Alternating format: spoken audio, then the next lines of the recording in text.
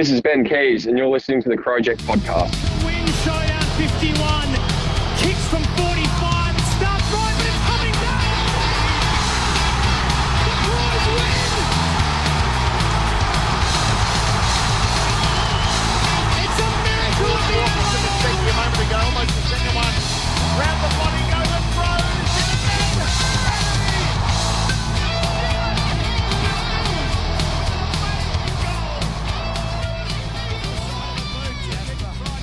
All right, with a big thanks to Nathaniel's Coffee and Panini, and of course Solely Designs as well. Welcome to the Crowject episode 303, coming to you live from the Crow Supporters Group Banner Night here at the Crow Supporters Group Banner Night thing. Now, we've got so much to go through this week. We got us getting out of jail against the Eagles, AFL Women's Round 1 preview, all things SANFL Under-22 squad, your feedback, all tribal news as well with Rory Laird. We've got live updates, even though you're going to be listening to this not so live as well. But a big thing to our amazing patrons as well, patreon.com/Crowject. And we'll have our pre-roll and segment stream as well. We had a plethora of things that we went through as well. Now, my name's Peter, and thank you for joining us tonight. We've also got Sophie. Hello, Sophie. Hello, Peter. How are you? How are you going with that headset, by the way? Let me just adjust it. It keeps moving. Yeah, let's go. I think that's a you problem. I think it is. Yes, and we're also joined by a friend of the pod, Patreon, and the Greens electoral candidate for Adelaide. Oh, Matt Monty. Matt, how are you? Oh, thank you. No, I'm good, Peter. How are you? Yeah, I'm good. That's good. Good. It does feel like election night. It really does. It feels like it's very tally room vibe. Just like lights, camera up here, and then we turn around and just huge space. Just having a space. There's no one here. Like it was the Tassie election night. I think it's the only tally room left in Australia. Really? And they still broadcast for the ABC, but like early on in the night when no one's at the tally room yet and all the polls have just closed, it's a panel of about 5 or 6 people and then just space. Yeah. Nothing. And they're like, we're here in the tally room. Yeah, and just a guy, Domino's delivery driver, where do you want these? Pizza? No, it's really good to see because we can see what the Crow Supporters Group do and all the amazing work they do, including the gentleman to my left as well for everything you do. Sorry. But there's so much that to go through for tonight. And like I said, a big thank you to our patrons as well. And let's get to the results.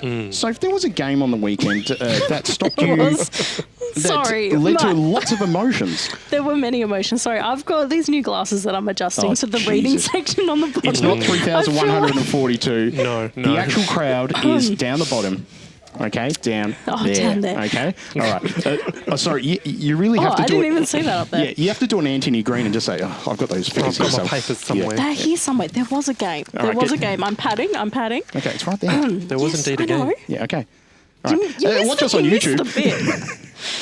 Anyway, we played at Optus Stadium in front of a crowd of 32,845 people. It was certainly a game. Some could say. Some could say. Indeed. Would you like to go through the scores, Matt? Absolutely. It was the mighty Adelaide Crows just pulling off the great escape and getting home 13-9. Sorry, we just had something happen. There was much shock. 13-9-87 defeated 12-6-78. Now, hang on. We have breaking news here.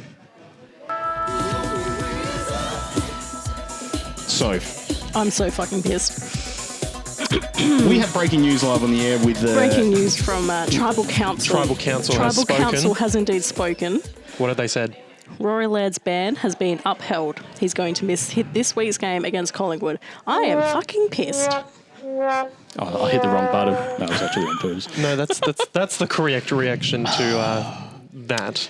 Now, is this fake news from David Zeta because he's Italian origin and he thinks that Rory Laird is... Or he may have left early to go to the Schnitt. Yeah, gone to the Schnitter. But that's devastating news. We were going to get to that in the news, but unfortunately, Sophie had a visceral reaction. And it's almost like it was a repeat of Sunday night. Yes. Many emotions were felt that night. Many emotions. Yeah, sorry, you went through the score, didn't you? I did say the final scores. We could break the news. Hey, everyone. Rory Laird's ban's been upheld. All right, there we go. Break we're that all live. upset. Yeah, we're all very upset. There's Upset. dozens of people yelling. I heard out Victorian bias. Yeah, Victoriana. Bias. Bias. Anyway, back to you, Soph. Yes, it was a game of many ups and downs, mostly downs, but it finished with an up. Thank God. Thank goodness for that.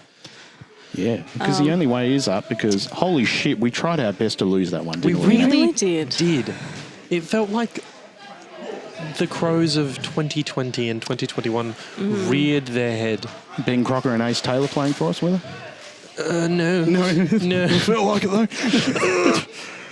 though. Oh, We had a prime, almost looked like prime Billy Frampton was in the back line for us. Crows Billy Frampton. Yeah, Crows, but yeah. Seeing all the Collingwood fans who are just like, we need to bring in Billy bring back Billy. I never thought I'd see a fan base actively be like, Billy Frampton's injured, so that's really harming our back line. Oh, Jesus. All right, now, we'll get to some of the goal kicks. Sorry, I'm so angry. Recover from this. Have a sip out of your Go Crom mug, which you can get from crowject.bigcartel.com as well. And anyway, so go through the goal scorers. Yes, we had a couple players kicked 3 goals. We had a Pedler and Filthy kicking 3 lovely goals. Allegedly. And then we had singles to Peatling, Dawson, Keys, Saligo, Taylor, Fogarty and Rankin. Jesus. Like this, I want to give a shout out to the WA supporters group and Alex Barnett, who did a fantastic job. Definitely long applause for that one. They do a brilliant job over there and did an amazing event as well, which a friend of the pod and Patreon, Brendan and Stevie, were able to go to as well.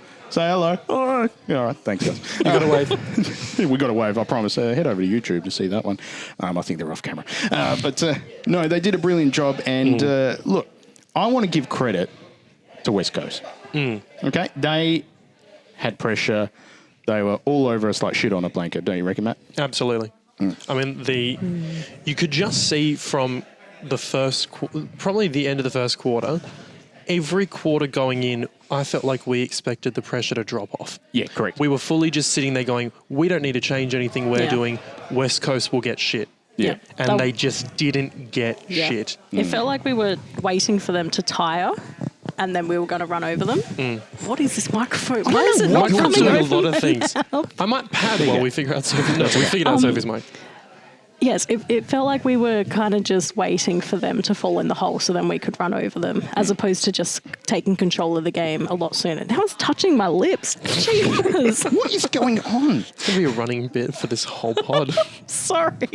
It's going to be fun to edit. Mic Positions is the title of the pod. Oh, yeah, mic positions and fall in the hole. Positions. Now, is the lid back on? I wouldn't say it's fully on. It's teetering. It's teetering. It's There's chilling. caution. A cautionary hole. It's like on Waze app, you get a little thing, pothole on the road. So you Yes. just, take it easy. Because There the was a- lid's sort of on. Exactly. There was a bit of a pothole, but the We nearly wheels knocked haven't it off. fallen off yet. No. Yes. No, which is good. I heard this win described as the loss we needed to have without losing. I like And I that. think that's the perfect description of it, where we weren't going to play great games all the way through Yes. to the grand final. Like we've been playing, we haven't lost since the bye. We weren't going to be able to maintain great footy the whole time. We were going to drop a game somewhere. And it Yes. feels like this game we dropped, we somehow still got the 4 points. Indeed. It's 4 points. One game at a time. Isn't One it? game at a time. Yeah. I had a bit of an opinion about this game in the fact that It's I good, would... good you're on a podcast. Really? Shit. Welcome to the project. Well, this is the place to share your opinion. Yes, that's right. I think it was better for us to have been challenged in that way than have a 100-point absolute thrashing of a team, win, and then go into Collingwood this week, which is going to be a tough game, and not have anything to learn from the game before, and just be like, well, we've got nothing to change, to fix, and to just have an easy week in, and then face a red-hot Collingwood who's desperate for a win.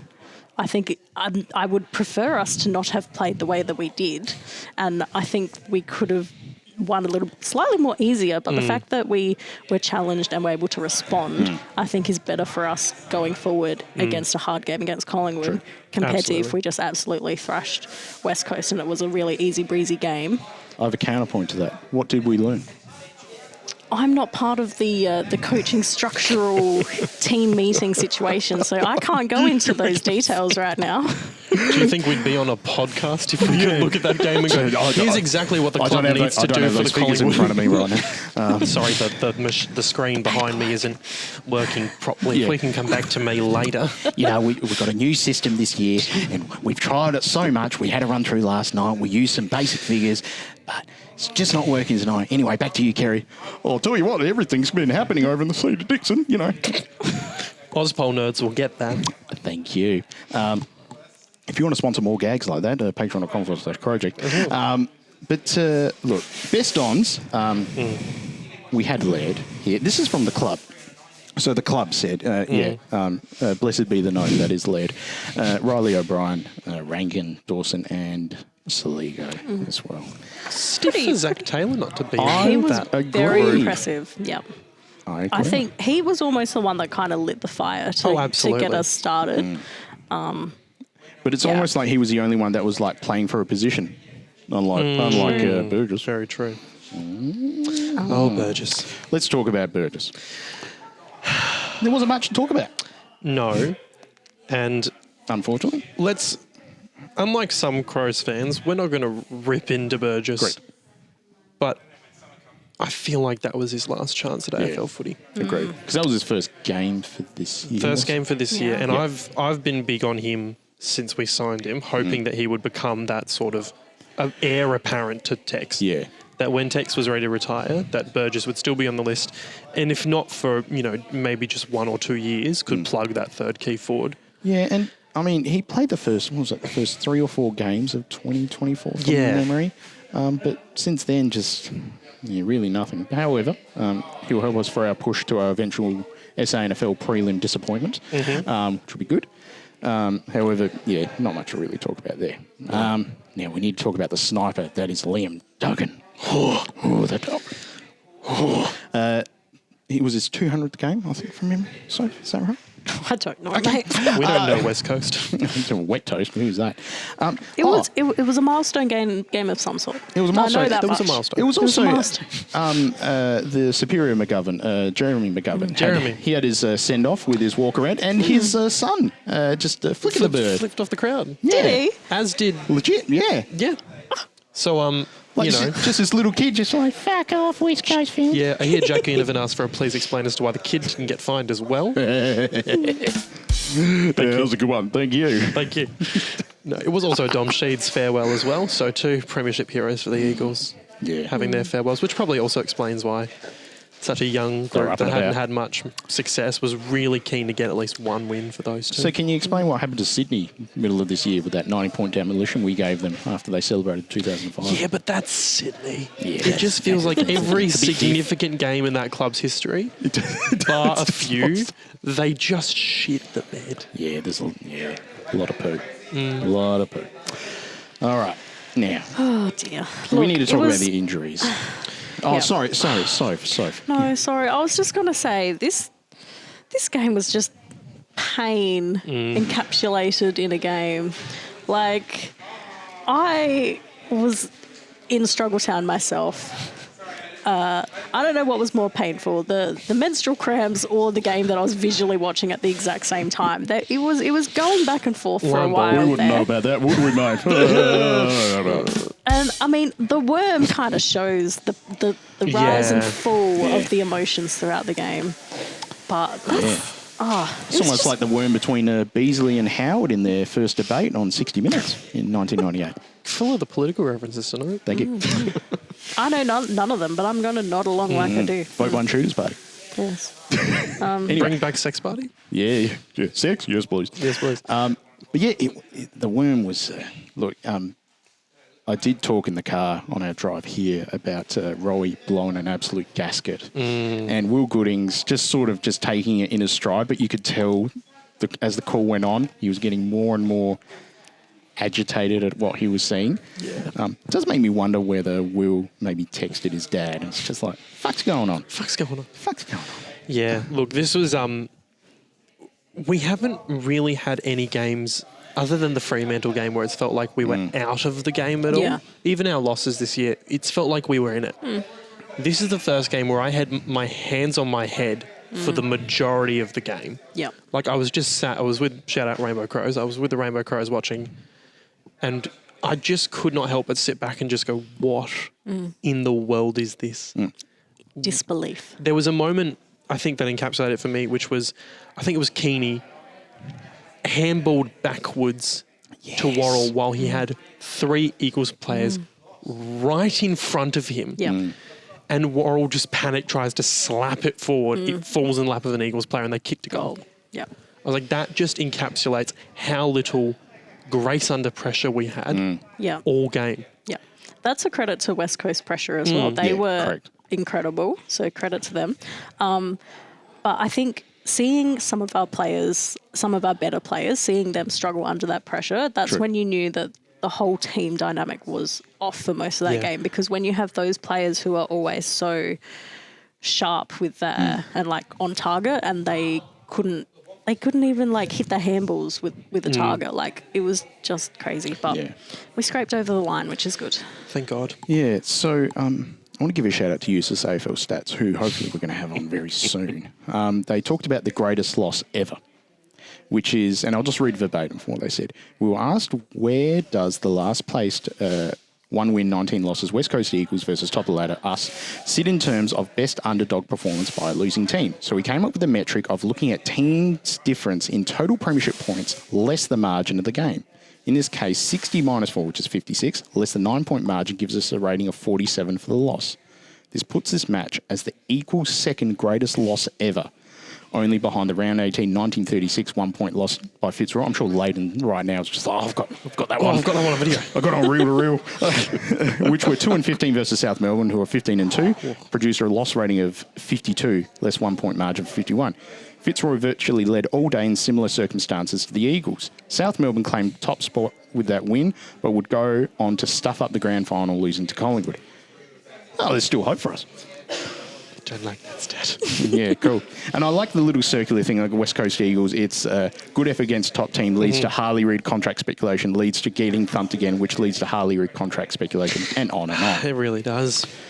Okay, let's talk about some of the hot boys that got injured. And Alex, I know she's been lighting the sage. She's just been praying to the corked thigh gods, hasn't she, Sophie, about James Peatling's corked thigh, ironically. Still hot, but he is to be confirmed, and he is on the injury report list that was sent in by Burjo himself, not the one that played on the weekend.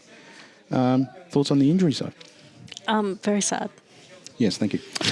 Much sad. Yeah, much sad. Thank you. Right. Do we just need to flush this game? Yeah. It's just... It's one of those watch the tape in the team meeting, then burn it. Yeah. This was fucked. Like, what do you reckon was it where they stayed? Like, when, did they get disappointed by the Bustleton Jetty or something? Like, they just sort of, I don't know what it is. There's a voodoo at Optus Stadium. Yeah. Did Murph trip over a quokka at Rotto? Yeah. Cursed us all. You just hear a... Murph. Can I go through the coaches' vouchers at least? Please. So we had a perfect 10 to Jordan Dawson, 8 for Isaac Rankin, 6 for Tim Kelly, 2 for Riley Thilthorpe, 2 for Tom McCarthy, 1 for Ruben Jinby, and 1 for Mark Keane. Ruben Jinby, I hate that name. Yeah. And good to see Matt Owies come onto the game. Because of an owie. Yeah, because of an owie. Because of Tom Gross. Ugh. Tom Gross. And Chase coming on too. Didn't do too much. Let's get to some of the stats amazing in the back that I have here. Lifted from Footy Wire. Can I talk about Zach Taylor? Absolutely. Please do. So I think this was, you could say, his best game. Absolutely. Definitely. So he finished with 20 disposals, 11 kicks, 9 handballs, 2 marks, 5 tackles, and a goal and a behind. But I would say he really lifted in that third quarter. He had 9 disposals in that quarter, and that was when he kicked his goal as well. And I think that was sort of the turning point when we started to have a bit more belief amongst the group. Absolutely. So now that he's actually been given an opportunity, and I guess now knowing that there is a bit of pressure for spots, I feel like he is taking that on board, and we're starting to see results with him a bit more too. Yeah, it really felt like that whole third quarter, every player was looking at each other to be the one to step up. Like everyone was waiting, someone else will light the fire and we'll get started. And Zach Taylor just sort of went, I guess it's me. Yeah. I guess I'm absolutely. the Taylor now. Well, there was a moment where he just sort of threw himself into a contest, won the ball, and got us an entry inside 50. And it was the first time in that whole quarter it looked like someone was trying. Yeah. And I was like, this is really his moment where he stamps himself as someone that is really pushing for selection. Yeah. Like, I know there's always talk about whether or not we bring Matty Crouch back in. Yeah. But at the moment, I would take Zach Taylor over Matty Crouch. Yeah. Yeah. Yeah. And don't cancel us. Don't cancel us.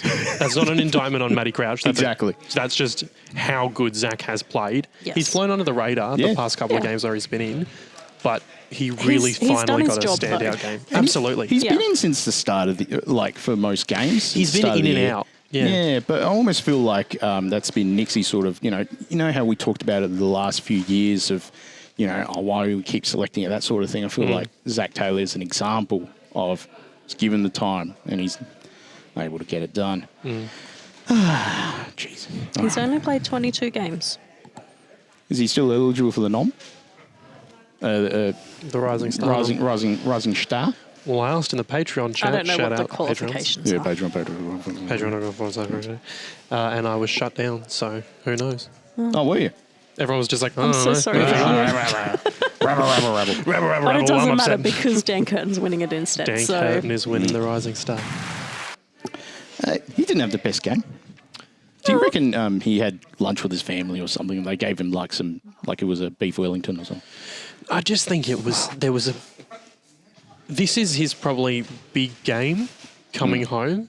I feel like the Freo game, he wasn't on his upwards trajectory yet. yeah. So this is the first game since he's really stood out as a player, and there was actually attention on him coming back to WA, and all the hype was, can't wait for Dan Curtin to show West Coast what they missed out on by not drafting him, or can't wait for them to see what they missed out on when he decided to re-sign with the Crows. And I just think it got to him a bit. Yeah, got in his head. Because footy players, human beings. No. It's crazy. And they get affected by things. It's crazy. What? They're not robots. I know. They have As much as certain people, personalities. of course, would like them to be robots, Wow. they're human beings and they have emotions and feelings. Shit. We'll get to that later. Now, we'll get to the reactions from everyone while you're looking at some of the stats. Thank you, Anthony Green. But we'll get to Insta stories first. We've got Jason Ling, friend of the pod, Patreon, says, it was a game of football. Not much more can be said. We've got Little Grizzly Bear.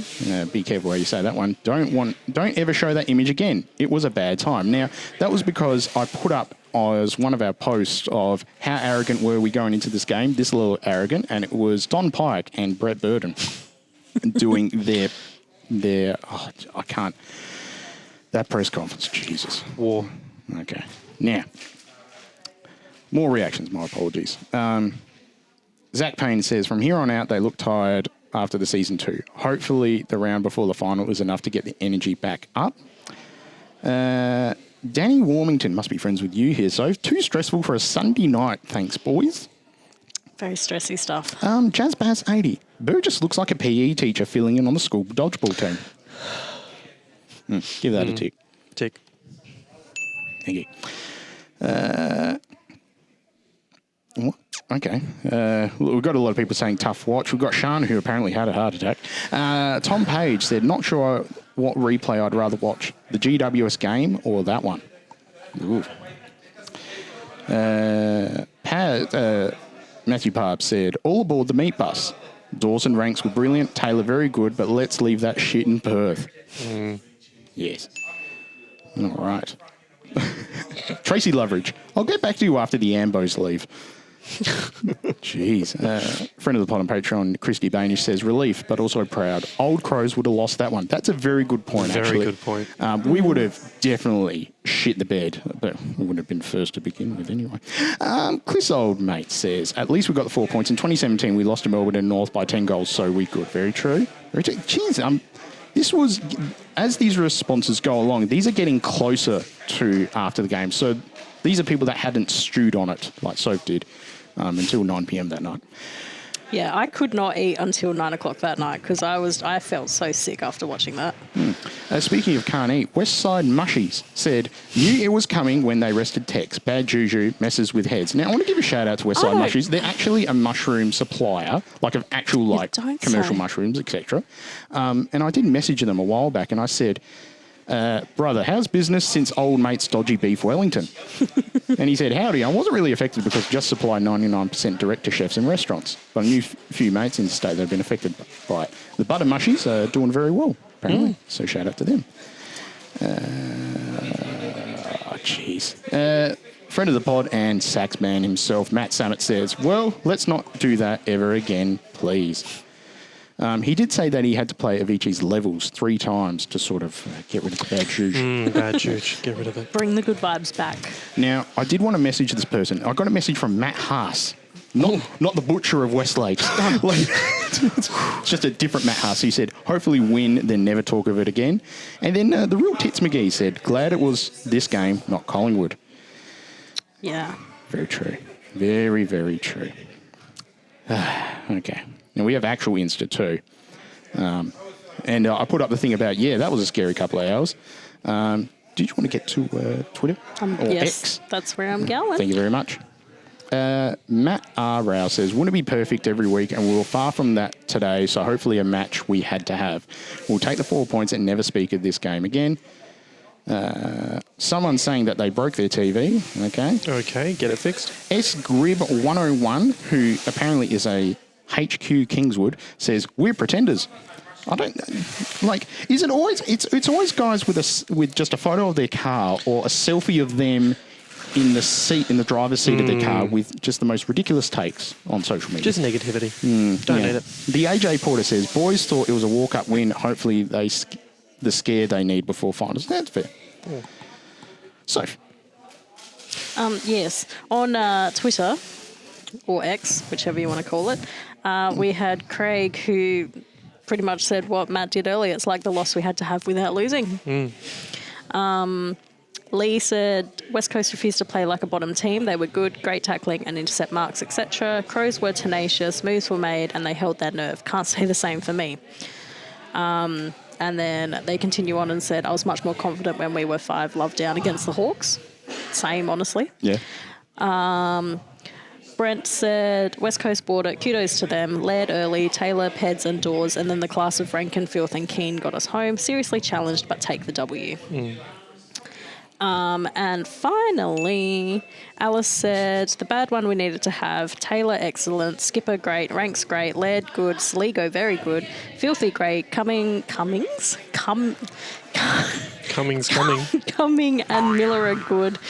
Keen, patchy, but good occasionally.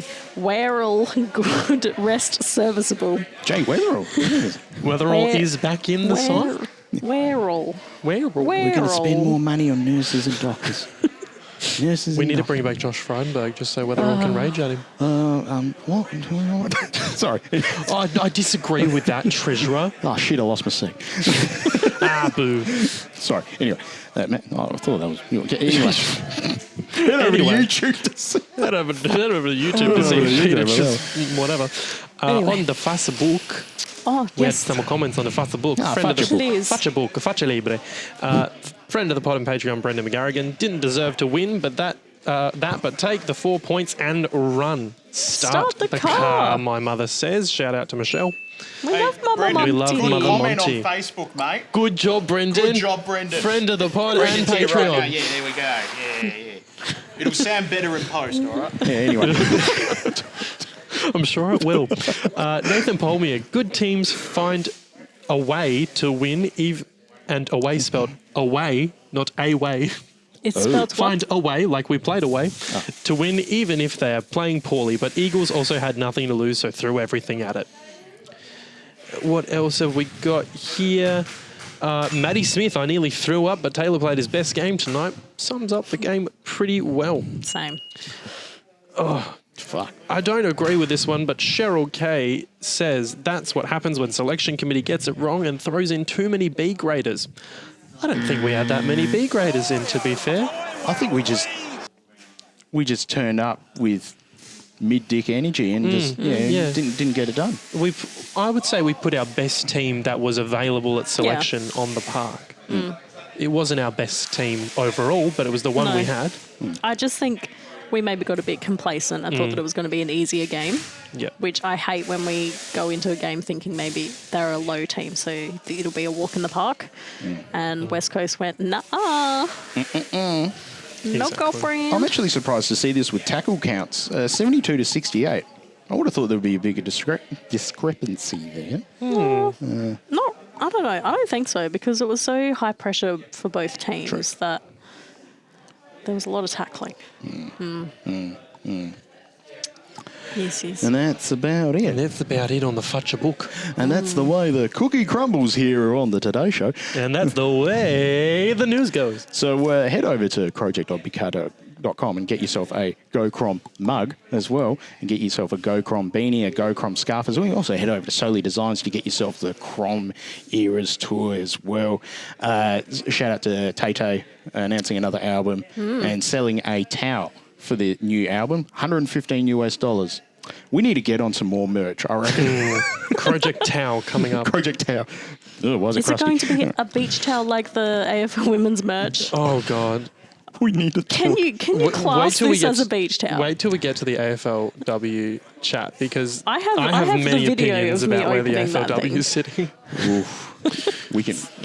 It's gonna be a bit of rage. It's gonna be like Chief when he's talking about the dribble kicks. You are standing 4 metres from goal. Why is he kicking at an angle? He's gone through for a goal. Oh, it's a good kick. No, you can't do that. Oh, he's done it. Damn it. It's almost like he figured out that the hip has a natural rotation to it. Unlike Fogs, that's for sure. Okay. Do we need to go through the tribal council situation Yes, let's go through in a bit it. more depth? Okay, so we had breaking news. If you're still listening right now, my condolences. But Sophie broke the news about Lady. If you watched the visuals, you'll just see Your face. You saw the throwing shock. of the phone. I threw my phone in pure shock and anger. Let me head to the good man, David Zeta, Now, with the latest breaking news. so just to be clear, Laird bumped who again? Cripps. Who didn't Jamie get HIA, did not go off the ground, played the rest of the game, and it was judged as medium impact, despite no concussion or anything else occurring. Okay. So, Right. I want to give a shout out to Lockie Dan very, very, very quickly, who did say in the chat, I still have faith in the tribunal. I forgot to go back to that message. Yeah, where is it? Where is it? It was just me. It's just in an all-time howler and a nomination for Golden Toot of the Week, Lockie Dan says,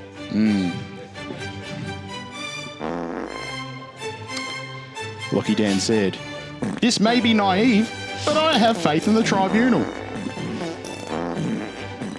Lockie Dan, enjoy the oral symphony that is Martin Malloy with Golden Toot of the Week, because you've won it, my friend. And I'll just tag that in the Patreon's chat. Ha ha ha ha ha ha ha ha ha ha ha ha. Okay, sorry, Soph, continue. All right, so yeah, he faced the tribunal for his hit on Jamie Cripps. Now, the Crows were saying that it's not rough conduct. Rory Laird was in attendance, but was not going to give evidence. And do you know why? This is because desks are incapable of speaking. Oh. Did you know that? I didn't. David Zeta with the zingers. I plead the fifth. So, Anything to say?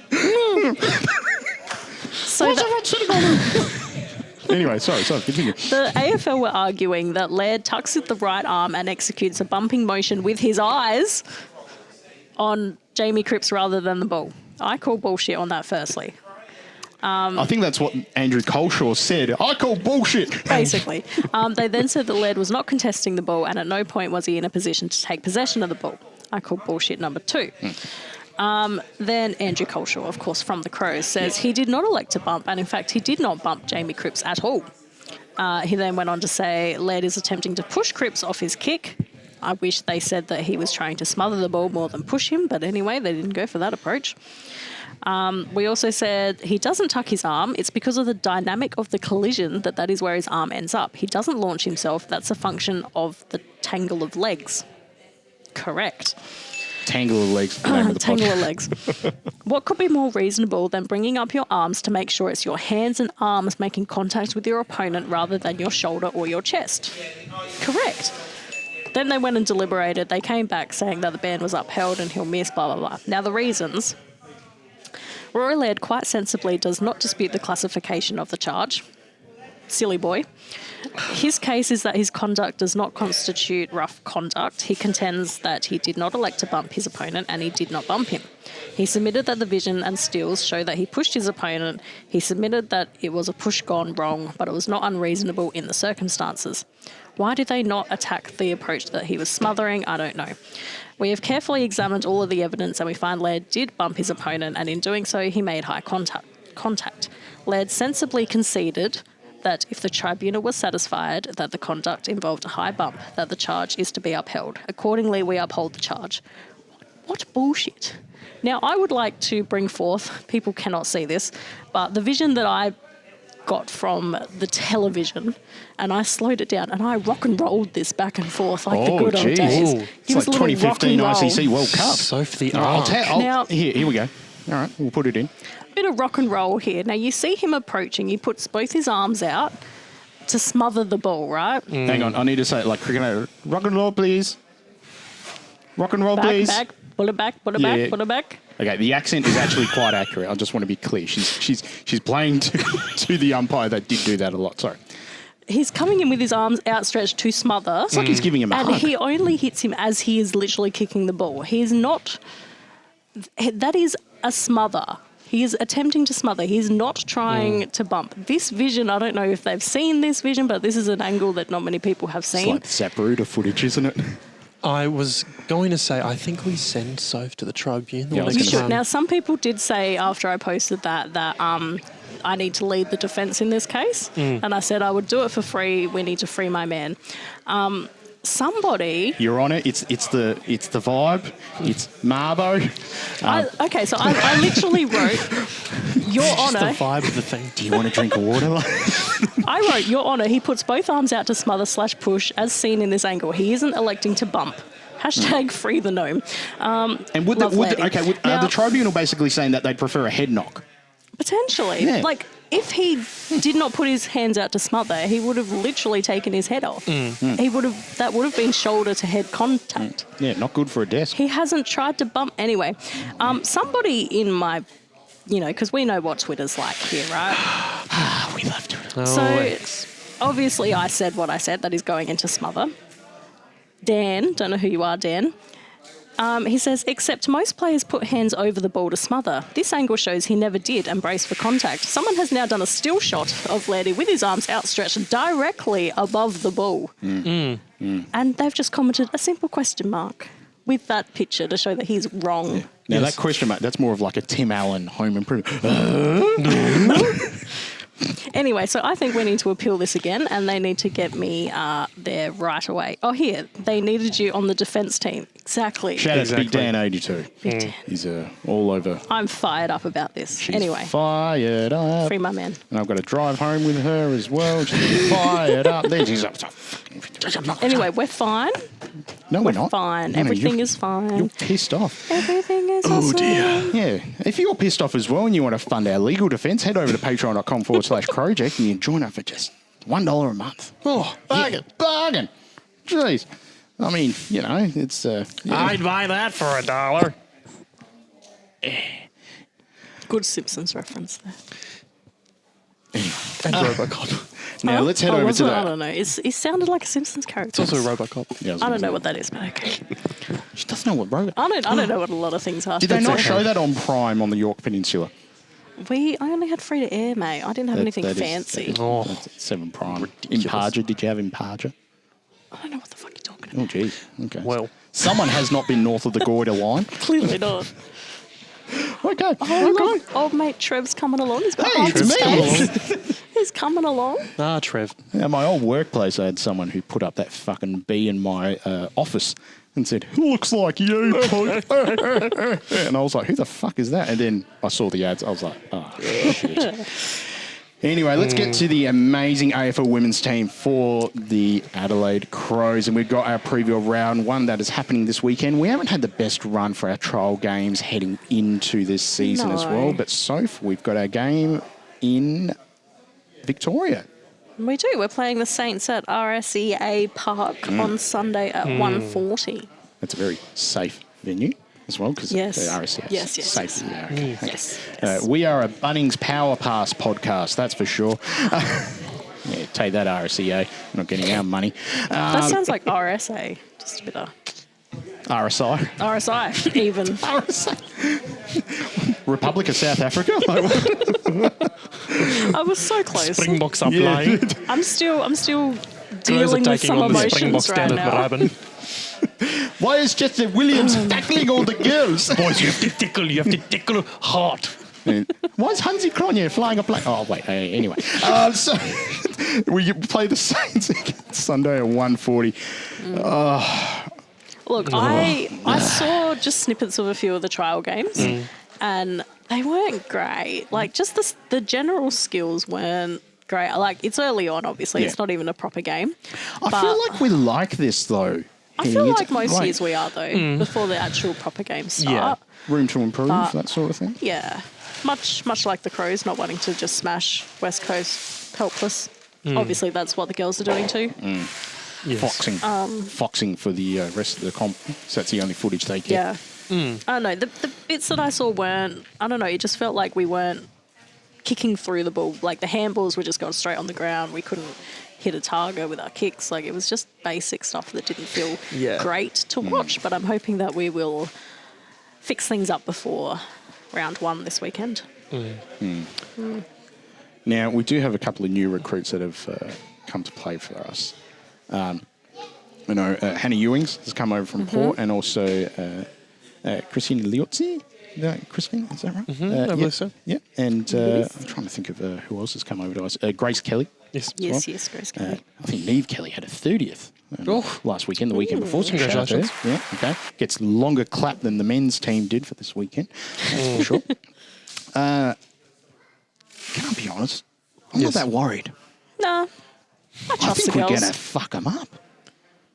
The Saints, yes. Yes. I feel like we'll give the Saints a toweling. Howdy ho. I have caution about the rest of the season, though. How have you managed I that? don't know. Anyway, Watch the YouTube for seeing Peter get taken on his own points. No, I have caution for the rest of the AFLW season for the first time. Yeah. I think. I don't think I've ever been too worried about us as a club going into an AFLW season. I just think the amount of new faces we will have in this lineup, it might take a second for us to gel. yeah. And given the amount of coaching changes as well, it almost feels like coaching by committee that we're using, that we're looking to almost have auditioning for who's going to be the next coach. Yeah.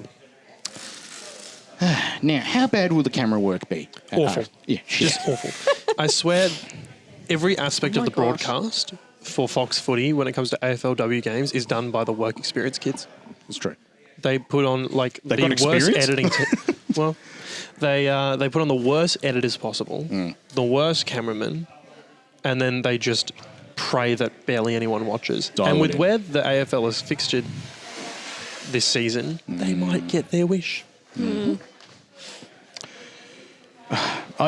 They talked about AFL Women's Finals as well with the grand final that they've locked it in. No big venues because, heaven forbid we want to be able to grow the league. Oh, God. Heaven forbid. Heaven forbid. Heaven forbid. They'll complain that we're not getting the crowds that they want, but they're not giving them the opportunity to get to that point where Exactly. it's needed. Like, it just feels like they're putting that ceiling on and being like, well, too bad, so sad kind of thing. I know you want us to grow and you want us to do better, but nah. I agree. I feel like they're just setting it up for failure, and it's almost like they're wanting it to fail.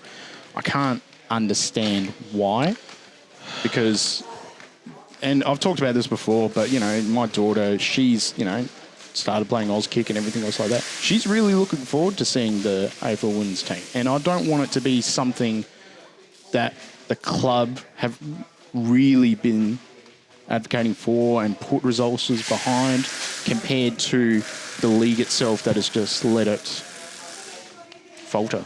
Yeah. It's really frustrating. Yes, I was watching the Fox Footy preview for Thursday night's game between Carlton and Collingwood, and they were building up that it's, you know, the same opening game as the first ever season of AFLW, and they had a little package where they showed that first game at Icon Park, Carlton Collingwood. Andrew Dillon had to come out of the gate and tell people, sorry, we cannot let any more of you in. We need to turn you away. We've hit capacity. And it just reminded me in those first couple of seasons, yes, the weather and scheduling it in the summer was less than ideal. But for those games where the AFL got it right and they scheduled them later in the day around twilight as it was getting, you know, cooler, because there hadn't been any footy since September, there was such a vibe around the AFLW. Everyone going, oh my God, footy is back. I can go to the footy. Weirdly, from a crowd perspective, when it's not the middle of the day, watching summer evening footy is actually pretty fun. It is. It's pretty nice. You're wearing a T-shirt and jeans. You're sitting in the crowd. You get to. It's like going to the cricket, except you don't sit there for ever and ever and ever, and no one scores anything. Jorts, though. Jorts. You want to be jeans. Of course. Yeah. Unless you're in the corporates, in which case, you must wear your jeans and RM Williams. Chestnut RMs at the Yes, thank you, or whatever. And the benefit was by the time we got to the finals, we could go to Adelaide Oval, you could go to Marvel, you could go to the Gabba. You had these venues available to you. So, for example, that first ever showdown, we could have a 20,000 plus crowd. Which was a phenomenal Which was a great vibe. atmosphere. Even though Port didn't score a goal that whole game, there still was an energy around Port fans being like, thank God, we've got a team now. There's now the AFLW aspect to the showdown rivalry. This is fantastic. We love this. And then the AFL just decided, no, we'll play do that again. at Alberton Oval. We'll play at Norwood. We'll just ruin any momentum the showdowns have. And now, it's lucky that the Crows haven't made a grand final yet, since we can't use the big stadiums. Because that would be such a massive come down for our players, going from playing 3 premierships, 1 at Metricon, 2 at Adelaide Oval, to now, if we do get into a grand final and we're hosting it, it's at Norwood. The AFLW grand final is going to be played at a 5,000, if that, capacity stadium in the eastern suburbs of Adelaide, when we've had 50,000 plus at the Adelaide Oval. It's a travesty, honestly. And the fact that they've... I fucking hate Norwood Oval too. Bitumen Hill. Oh, you can get a haircut at the It top. is a soccer pitch with rounded ends. How good is that straight boundary? Just straight. Boy, do I love sitting on those benches. And fucking Dwayne Russell just talking about, geez, it's a short boundary, so like a broadcast. Shut up. Drink your milk and fuck off, right? But yeah, I don't know.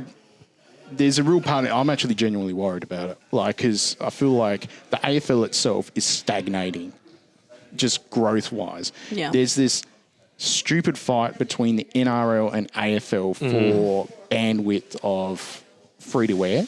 Like, and I'm talking more just time and everything else like that. They'll think of some sort of controversy to fill the airwaves to stop people talking about other sports as well. Like, basketball's huge, right? I'm not the biggest fan of basketball, but at the same time, it is a huge sport. There's no sort of acknowledgement of that. The NFL are now having, like, the LA Rams to be, like, the, satellite game. Yes. And they were almost forced to have to celebrate the NFL coming here to play at the MCG. There's no acknowledgement of any of that things are dying. Like, and the AFL Women's was a way to keep that momentum going, and they have rat-fucked it. Absolutely. Yeah. And it's something that I get really annoyed about because all they do is they just navel gaze and they're talking about, oh, we got Snoop Dogg. That's nice. Snoop's playing. Snoop, I love Snoop. He can pop it like it's hot. Like, just shit like that. And you're just like, no, this is not helping. You can't get games internationally easy. There's no catering to interstate fans well either. And that's not indictment on clubs itself. It's just more, it's not a lot of help for the fans themselves. There's not, the packaging of things is not great. It's not easy. Hell, even putting up videos sometimes on YouTube, I get takedown requests. I got a takedown from UFC for an AFL clip that I put up. I was just like, does that mean the UFC own AFL rights internationally? Like, who the hell did that? It's almost as bad as ABC fumbling Bluey internationally. Oh, don't get me started. Don't get me started on that. I'll tell you what, mate, that's a call for a national You look after shame. Bluey. Royal Commission. What do you... It's the bingo inquiry.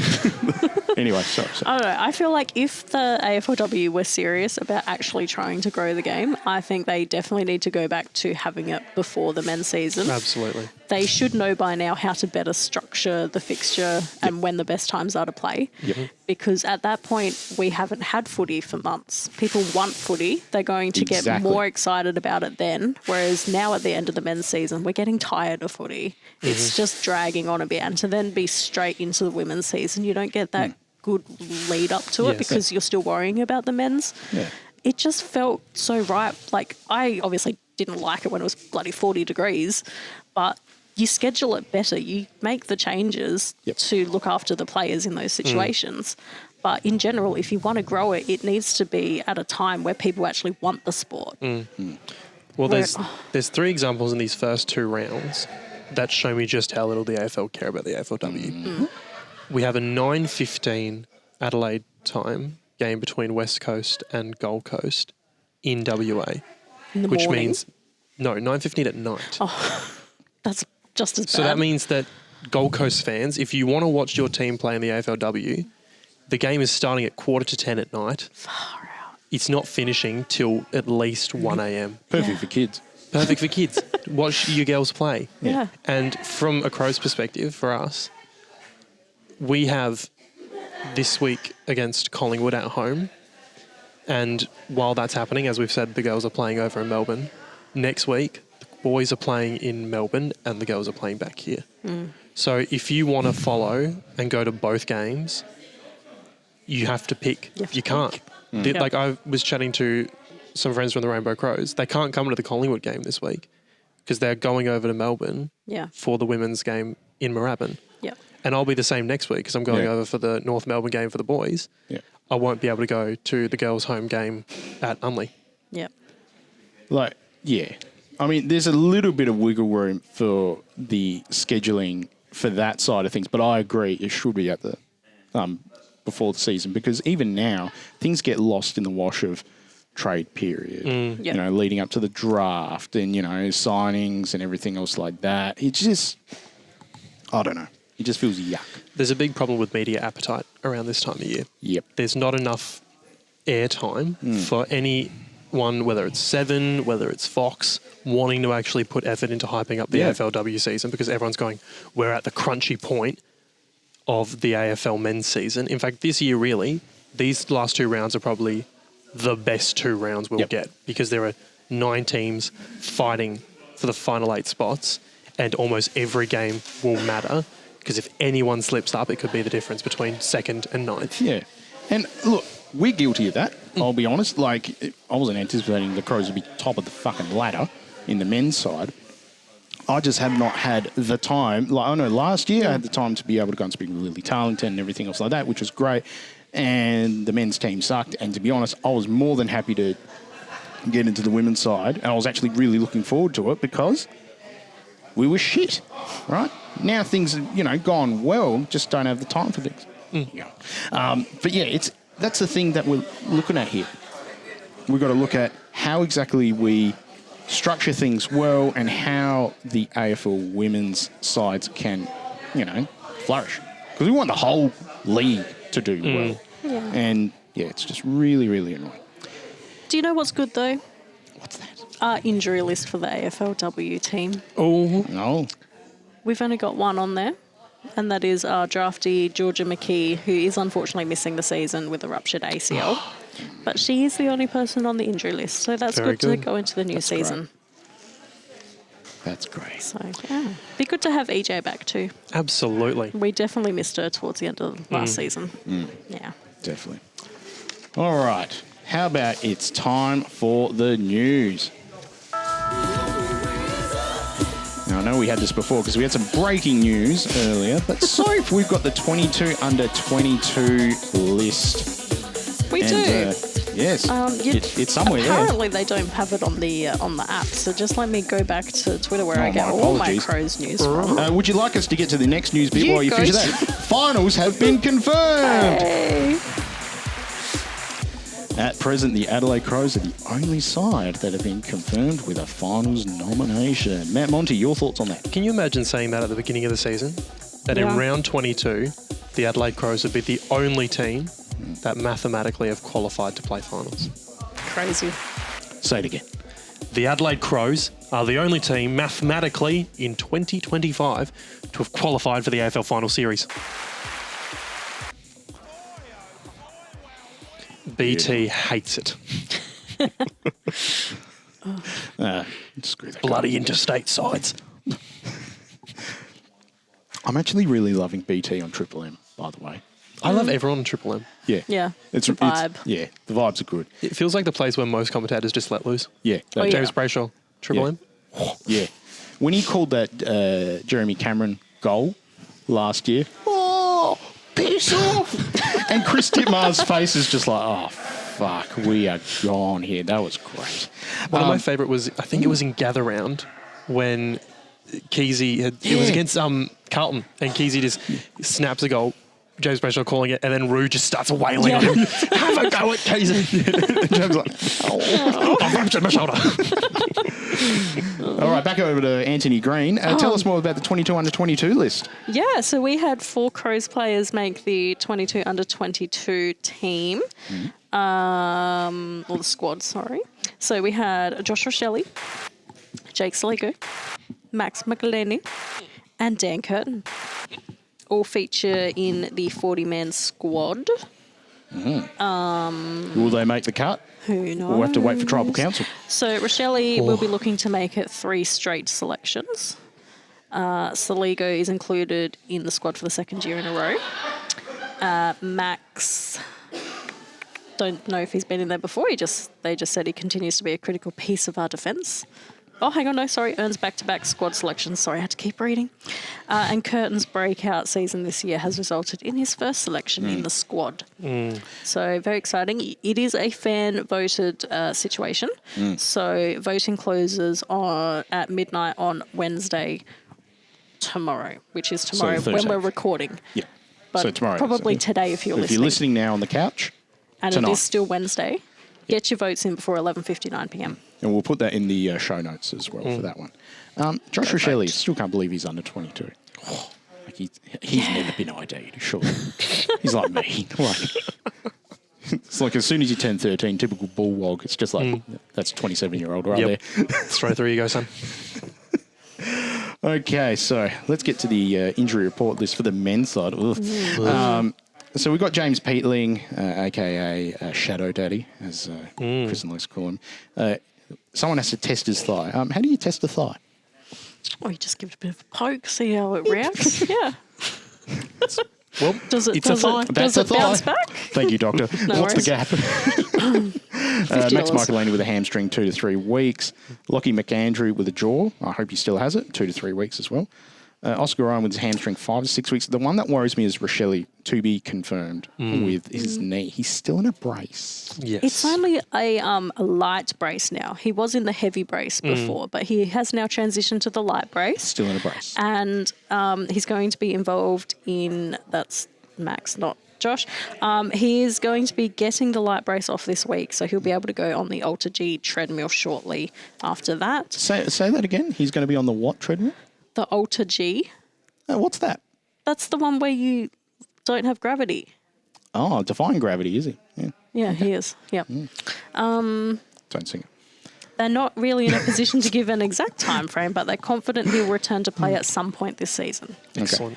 He did post a little video on the Instagram, and he looks all right. He was doing lots of jumping, lots of turning. He always looks with the light brace on. Yeah, With a light brace. Are they talking about like the colour of it? Like it's like, it's a light skin tone. Well, no, it's black, so it's dark. It's darker. But It's Joshy was getting a bit warm in it. He was just like, this is getting hot. It's just like a light grip compared to the heavy grip that was before. It's too much hair. Yes. One thing I noticed on the Instagram video, he's fixed the beard. The beard was getting a bit unruly. He's trying the Phil Thorpe rehab beard, and it was, when he initially grew it out, it was like every Wog's first beard. It's not your best work. It's very wiry. It's not the best. Yeah, you're just one trim away from looking like a Hell's Angel. But he's fixed it. It looks good now. He's gone to the barber. Yeah. They've done a little bit of work. Mint beard. He would have walked in and just like, I'll give you a shout out on Insta. No worries, boss. No worries, boss. Now, we have to get to... Actually, before we get to the next point there, let's get to the SANFL scores. Now, you're not going to believe it. I get the feeling, this is not a joke, at my place that I prepare these run sheets, I think they've blocked the SANFL website. Out of all the websites to block, AFL website still works, Footy-wise still works, AFL Day works, SANFL website. They're just like, no, it's too much. Interesting. Someone's been watching it too much. Definitely not me. No. So, do you have the scores from this? Just refer to the Mr. Matt Monty over I here. have the scores over here. Baby Crom, Adelaide Crows, defeated South Adelaide 12-11-83 to 8-8-56. 3 goals to Madgen and Thomas, 2 to Dowling, and then singles to Cook, Scholl, Strawn and Welsh. Baby Crom putting together a very good season in the SANFL. It's looking, as you said, back to a prelim disappointment. Can't wait. Dowling in for Laird? I feel like he's been Smith. impressive, but you would imagine they might just slide Smith back in. I thought you were about to say Murphy. I think the fans would tear down the Oval. Hell of an effort. I hope they tear down that scoreboard. But we love the scoreboard. We do now, yeah. We That's love right. the scoreboard Yeah, because Matty Samet can play on the scoreboard, surely. Or do we save that for finals? He has to, Talk about surely. that later. Talk about that later. Sizzle. Hold off on that one. Yeah, look, I'm saying Dowling in. Ray would be busting a chub something fierce right now over that one. But yeah, I didn't watch a second of this. That's fair. Okay. All right. We've got to try and keep up with 3 leagues now all at the same time. Oh, geez, it's hard being an amateur podcast. Do all of that. It's hard being good in all 3 leagues. Just ridiculous. Exactly.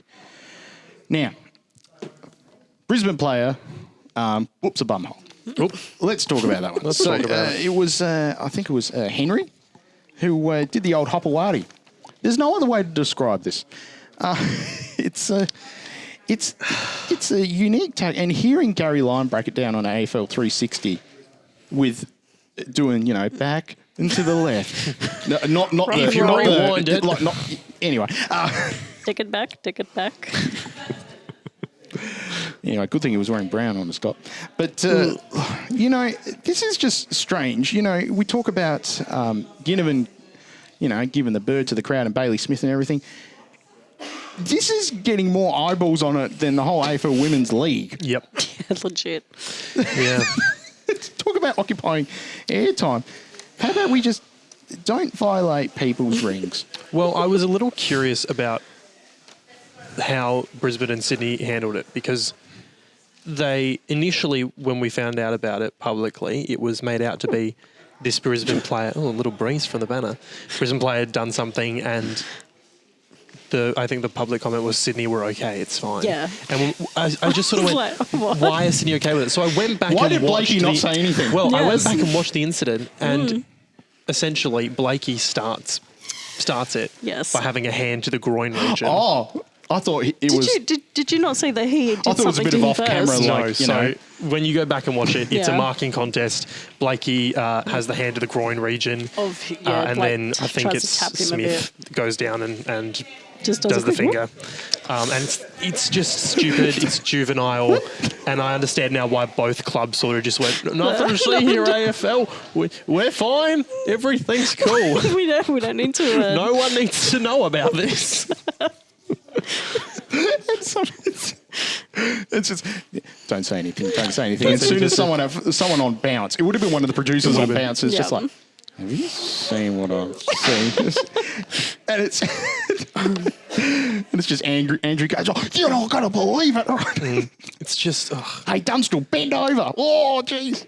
It's the most juvenile sort of thing you see on the footy field. It's like 2 Year 8 boys playing on the footy field at lunchtime at school. It's just like, oh yeah, you touch me, well, I'm going to do this to you. Isn't that funny, guys? You know. Yeah. Jeez, fucking straight. I sent that to the US family and just said, this is a controversy for the week. And they're just like, what? The fuck is going on? Anyway, cool. Okay, let's get to this week's game. Oh.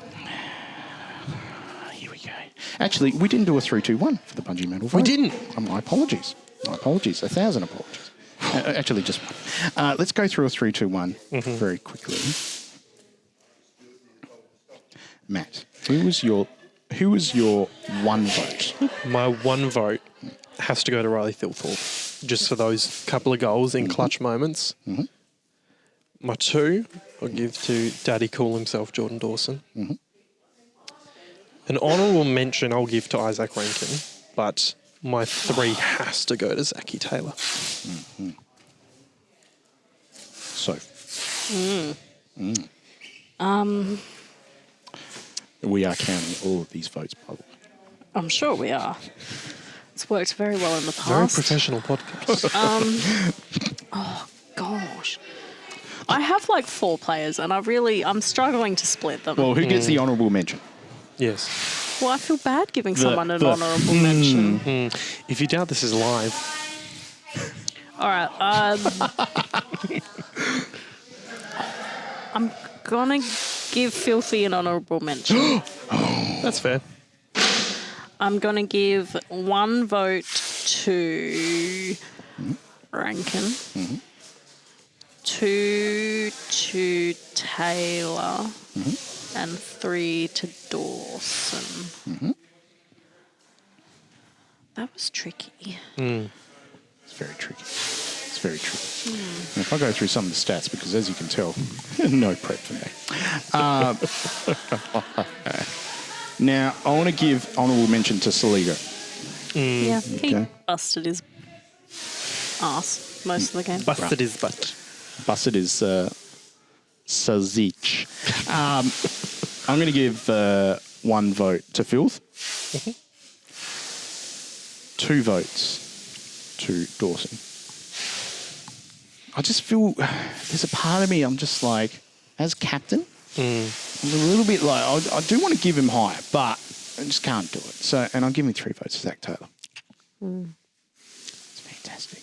It's a good boy. It's got Good quiet boy. here. It's got quiet. He does got zippy. Really didn't get any commendation, though, from outside the fans, I'd say. Correct. No coaches' votes. I doubt he'll be in the Brownlow that votes. was bullshit. When I read out the coaches' votes before, we moved on quickly, but I wanted to arc up a little bit about the fact that Zach Taylor Zach did not Taylor. get any coaches' votes. The floor is yours. No, Time for Sophie Slam. I've done enough slamming tonight. Okay. Tune into the post roll for that. Yeah, okay. We'll get to the post-roll Sophie Slam for that one. We were going to do agriculture chat. Let's just move on. I actually spent an hour hold and a bit on the farm. Breaking news. Still a bonus. Here we go. Yeah. It's time for everyone's favourite segment. I spent a whole... Let it cook. Sorry. Shh. Peaceful naps. We're on the farm. Do you know why I had to do this as a sound effect? Because every time I did it, I got copyright strikes on YouTube for the original one I did. So I'm just like, oh, fuck it, I'll just copy all of them. The thing is, when I was back on the farm, Is this what it sounded like? legit, I was out there and I could hear the sheep in the background. And I was like, this actually sounds like the soundbite. This is great. Was it an even mix of stereo as well? A little sort of bit, that because the sheep were coming from one way and then I could hear a tractor in the other direction. And I was like, they're ambience. The ambience. The farm chat song. Whatever the thing's called. Right, great. over to you, landline. Anyway, I just want to say I quickly popped back for literally an hour on the weekend just to pick up my dear mother. Mum, get in the car! The crops are green. They're not very tall though. Like there's some greenage there. That looks like a teamy version of Windows XP. Yes, doesn't it just look at the greenery and the fallen tree. The vibes, the trees. Say, your camera roll is exactly what I expect of someone from the York Peninsula. It's just farm, a shot of the Bureau of Meteorology radar. There was a video to show that there is I've always said there's I've always said that there's this magnetic force around the farm, and as you can bloody see, the rain appears out of nowhere, and it's nowhere near us. So that is rain indeed. So where that red dot is where the farm is, right? Okay. And it just comes up out of nowhere, and there's a full bloody circle around us where it's like, no zone. This is a no raining zone. Is that because of the algal bloom? It could be. Is that Murray We're Watt? going to have to get on to Ned McHenry here. We need to get on the radio and have a chat about this algal bloom You'll situation. get a 5-minute sentence out of that, man. Tune into the post reel for the algal bloom chat. Do you remember that 3 months ago? They were just Anyway. like, oh, there's some red algae now. It's fighting back. Ooh. No, it's not. Yeah, that was our that was the moment where we all had just the tiniest bit of hope about the algal bloom. Where it's like, oh, there's a little bit of algae, Yeah. but there's also another bit of algae fighting with it. Oh, it's Yeah. not And funny. then Premier Pete's like, fuck it, I'm going to Fiji. Yeah, I'm going to Fiji. And then he comes out and he's like, oh, shit. Oh, that's bad. Anyway, that was our agricultural chat with Sophie. Any new... what do you think of the Kia Tasman?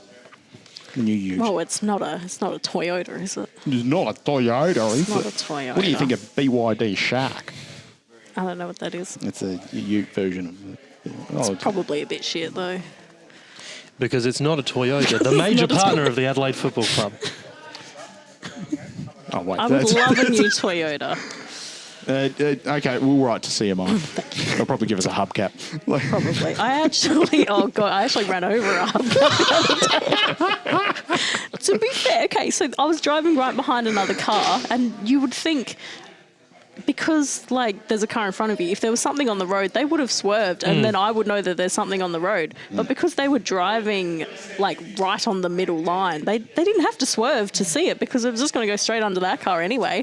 And then I just saw this split second of something go under my car and crunch, and then look in the back mirror to see shit flying everywhere. And I'm like, Never look in the rear far mirror. out. As soon as you hear a bump or a crunch or something, just keep going. Not see nothing. Emotional Anyway.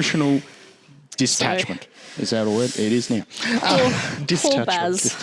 Yeah, poor Baz. Poor Baz. Baz might need a new undercarriage. Go right. and you can head over to Toyota and are you missing a hubcap? Let us know.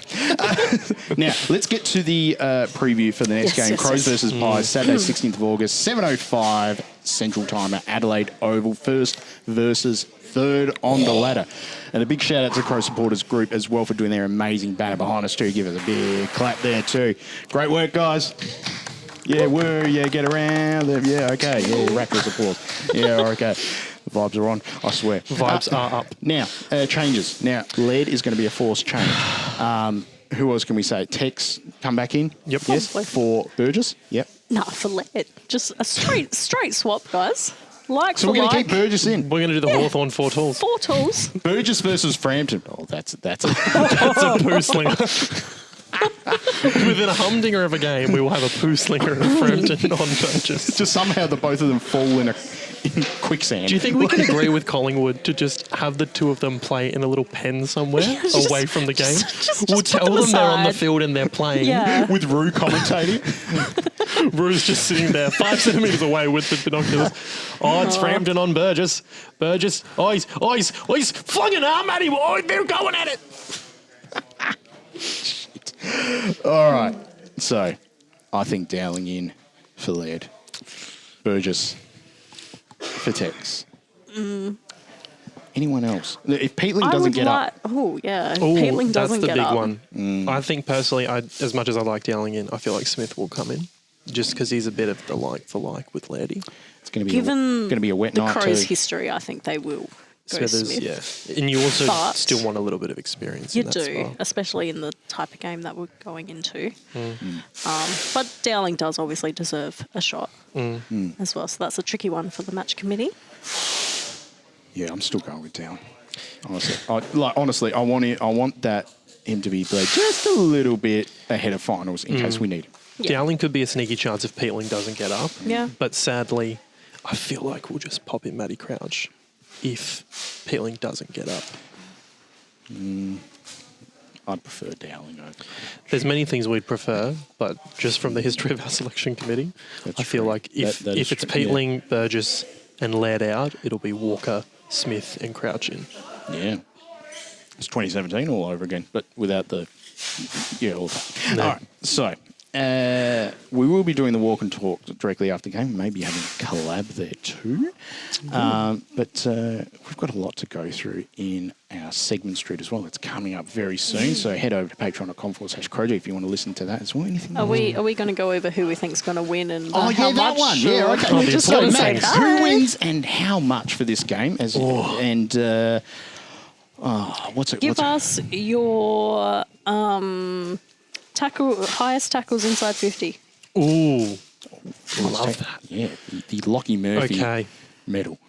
Crom by 8. It'll be another heart palpitation game. That's a big win for us. Against Collingwood, Against absolutely. Collingwood, yeah. I feel like it'll be We- another one of those ones where we play a poor quarter and it'll probably be the second or the first quarter. We'll go in the third quarter behind again and we'll come back and win by 8. Nice. And most tackles inside 50. Most tackles inside 50. It feels like a night for Benny Keys. So, Look, my head's saying Carlton. This is why you don't listen to your head. that's John Elliott.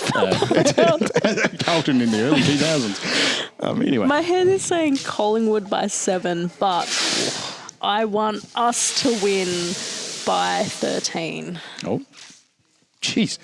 Absolute landslide. And most tackles inside 50. Pedler. I like that. I can't find. There was a stat about the last time that we bet Collingwood. B Collingwood will be home. 2016. Yeah, something like that. Someone put it times somewhere, 300. and I don't know where. Sounds about right. I read it. There's a thing. There's also a thing Research it. that Laird did send through as well. Or maybe that's what I'm thinking of. It might be. I went through every other chat probably except that So one where it was. Laird has said, will the game be a repeat of round 21, 2005? It will be nearly was the 20 years ago to the day when we won by 110 points at home. Now, who was the leading tackles inside 50? I don't think they got that stat back then. No. But thank you. I'm just seeing most tackles for that game for us was a tie between Tyson Edwards and Simon Goodwin. Wow. Wow. Oh, what the fuck? Ian Perry had 4 tackles. Wow. Yeah, wow. Man. Wow. Can't believe it. Wow. Wow. Okay, anyway, everyone loves Owen Wilson. Yeah. I'm going to say it's going to be Crows by 2. Right. Walk and Talk's going to be lit. Get there, Malcolm Blight statue. I'm going to say most tackles inside 50. I'm going for Ranks. I think Nice. he's actually going to stay there and kick a few snags. Now, I didn't find the stat that I saw before, but Collingwood have won their last 10 games against us and won their last 6 games versus us at Adelaide Oval. Round 17, 2016 was the last time that we beat Collingwood in Adelaide, which is probably the bit that I saw earlier. So, yeah, that was the last time we beat them in Adelaide when we were 3rd and Collingwood were 11th. Well, that fucks up the vibes. Thanks, sir. No worries at I all. was all of 15 years old the last time we beat Collingwood in Adelaide. I do remember that game. That was a game where Collingwood didn't wait around for Tomo being chaired off. The Corns model of celebrating. Oh, and lucky us, Dane Swan's coming over for this game.